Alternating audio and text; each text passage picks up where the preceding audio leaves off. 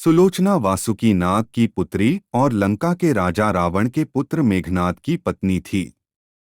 लक्ष्मण के साथ हुए एक भयंकर युद्ध में मेघनाद का वध हुआ। उसके कटे हुए शीश को भगवान श्री राम के शिविर में लाया गया था। अपने पति की मृत्यु का समाचार पाकर सुलोचना ने अपने ससुर रावण से राम के पास जाकर पति का शीश लाने की प्रार्थना की, किंतु रावण इसके लिए तैयार नहीं हुआ। उसने सुलोचना से कहा कि वह स्वयं राम के पास जाकर मेघनाद का शीश ले आए। क्योंकि राम पुरुषोत्तम हैं, इसीलिए उनके पास जाने में तुम्हें किसी भी प्रकार का भय नहीं करना चाहिए।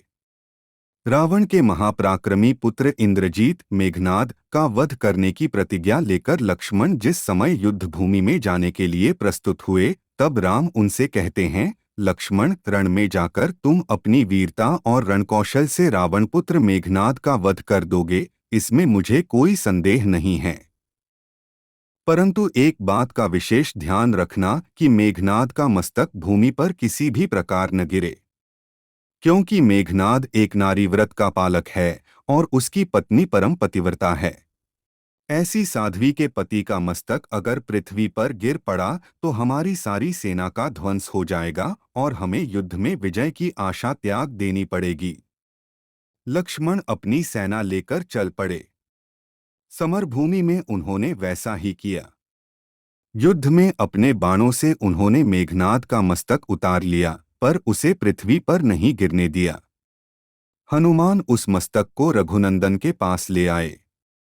मेघनाद की दाहिनी भुजा आकाश में उड़ती हुई उसकी पत्नी सुलोचना के पास जाकर गिरी। सुलोचना चकित हो गई। दूसरे ही क्षण अत्यंत दुख से कातर होकर विलाप करने लगी, पर उसने भुजा को स्पर्श नहीं किया।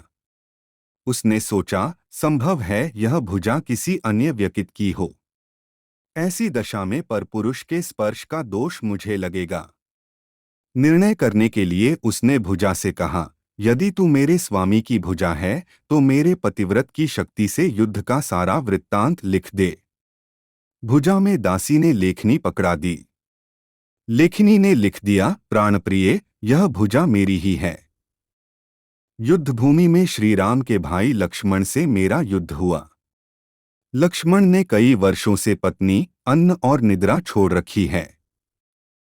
वे तेजस्वी तथा समस्त दैवी गुणों से संपन्न है। संग्राम में उनके साथ मेरी एक नहीं चली। अंत में उन्हीं के बाणों से विद्ध होने से मेरा प्राणांत हो गया। मेरा शीश श्री राम के पास है। पति की भुजा लिखित पंक्तियां पढ़ते ही सुलोचना व्याकुल हो गई। पुत्रवधू के विलाप को सुनकर लंकापति रावण ने आकर कहा, शोक न कर पुत्री। प्रात होते ही सहस्त्रों मस्तक मेरे बाणों से कटकट कर पृथ्वी पर लौट जाएंगे। मैं रक्त की नदियां बहा दूंगा। करुण चीत्कार करती हुई सुलोचना बोली, पर इससे मेरा क्या लाभ होगा।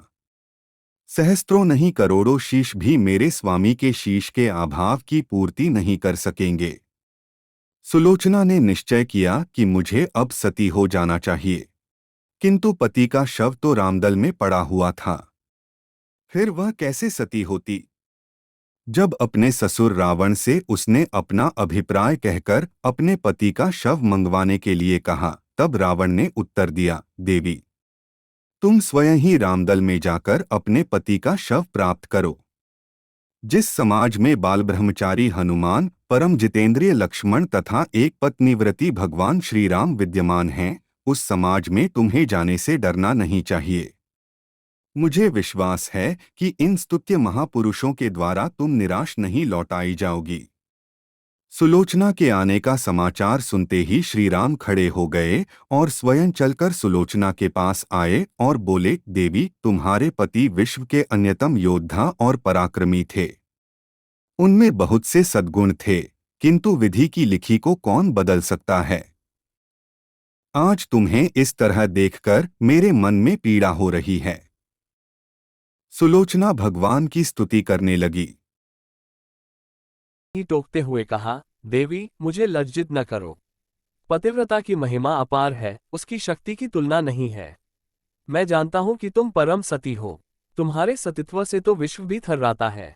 बताओ कि मैं तुम्हारी किस प्रकार सहायता कर सकता हूँ। सुलोचना ने अश्रुपूरित नयनों से प्रभु की ओर देखा और बोली, राघवेंद्र, मैं सती होने के लिए अपने पति का मस्तक लेने के लिए यहाँ पर आई हूँ। श्रीराम ने शीघ्र ही ससम्मान मेघनाद का शीश मंगवाया और सुलोचना को दे दिया। पति का छिन्न शीश देखते ही सुलोचना का हृदय अत्यधिक द्रवित हो गया। उसकी आंखें बड़े जोरों से बरसने लगीं। रोते रोते उसने पास खड़े लक्ष्मण की ओर देखा और कहा, सुमित्रानंदन, तुम भूलकर भी गर्व मत करना कि इनका वध मैंने किया है। मेरे स्वामी को धराशायी करने की शक्ति विश्व में किसी के पास नहीं थी। ये तो दो पतिव्रता नारियों का भाग्य था। आपकी पत्नी भी पतिव्रता है और मैं भी पति चरणों में अनुरक्ति रखने वाली उनकी अनन्य उपसिका हूँ। पर दुर्भाग्य से मेरे पति पतिव्रता नारी का अपहरण करने वाले पिता का अन्न खाते थे और उन्हीं के लिए युद्ध में उतरे थे। इसी से मेरे जीवन धन पर लोक सिधारे। सभी योद्धा सुलोचना को राम शिविर में देखकर चकित थे। वे यह नहीं समझ पा रहे थे कि सुलोचना को ये कैसे पता चला कि उसके पति का शीश भगवान राम के पास है। जिज्ञासा शांत करने के लिए सुग्रीव ने पूछ ही लिया कि यह बात उन्हें कैसे ज्ञात हुई कि मेघनाद का शीश श्रीराम के शिविर में है। सुलोचना ने स्पष्टता से बता दिया, मेरे पति की भुजा युद्ध भूमि से उड़ती हुई मेरे पास चली गई थी। उसी ने लिखकर मुझे बता दिया। व्यंग्य भरे शब्दों में सुग्रीव बोल उठे, निष्प्राण भुजा यदि लिख सकती है फिर तो ये कटा हुआ सिर भी हंस सकता है। श्रीराम ने कहा, व्यर्थ बातें मन करो मित्र। पतिव्रता के महामय को तुम नहीं जानते। श्रीराम की मुखाकृति देखकर सुलोचना उनके भावों को समझ गई। उसने कहा, यदि मैं मन, वचन और कर्म से पति को देवता मानती हूँ तो मेरे पति का ये निर्जीव मस्तक हंस उठे।